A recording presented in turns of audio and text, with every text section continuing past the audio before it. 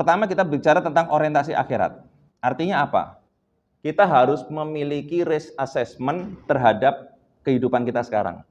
Kalau kita mau tender, harus ada namanya risk assessment. Harus ada yang namanya risiko-risiko apa yang mau kita kerjakan ini, ada risikonya apa gitu.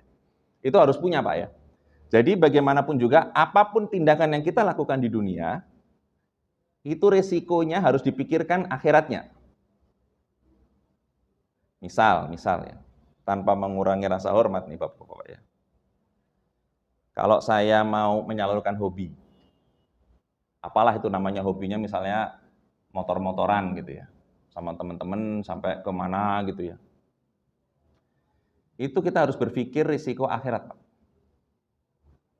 Kalau seandainya terjadi apa-apa pada diri saya nanti, kecelakaan lah, nauzubillah min dzalik ya, di jalan. Kecelakaan saya itu, meninggalnya saya itu dalam kondisi syahid apa tidak hitungannya. Kalau hanya luntang-lantung ke sana ke sini, nggak ada unsur ibadahnya, maka meninggal kita bukan syahid.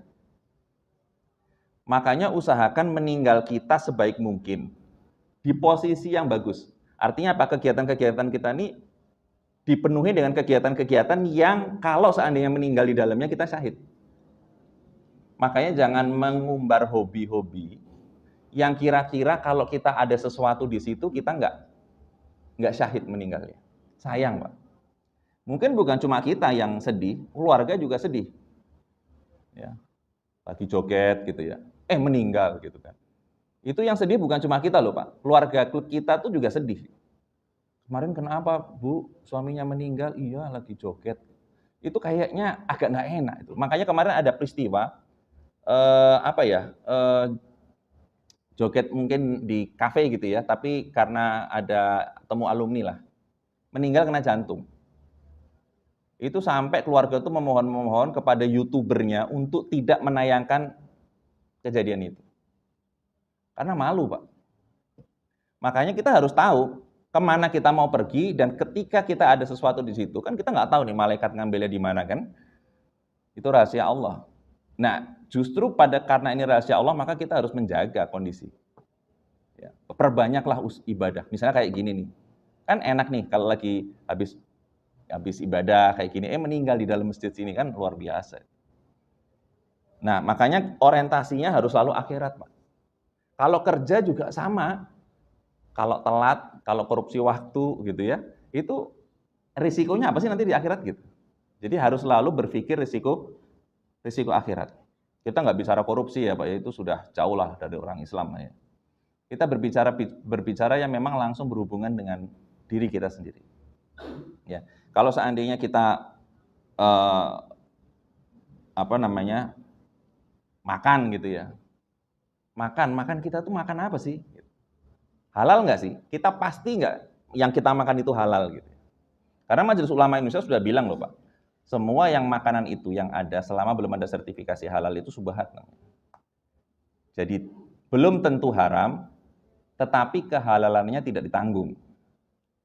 Selama kita masih suka makan-makan seperti itu Pak, nah maka perut kita, itu Umar bin Khattab pernah bilang, ya kalau seandainya makananmu aja nggak jelas, gimana doamu jelas gitu kan, dikabulkan apa enggak. Maka makanan kita harus dicek, sesuai enggak, sertifikasi halal enggak.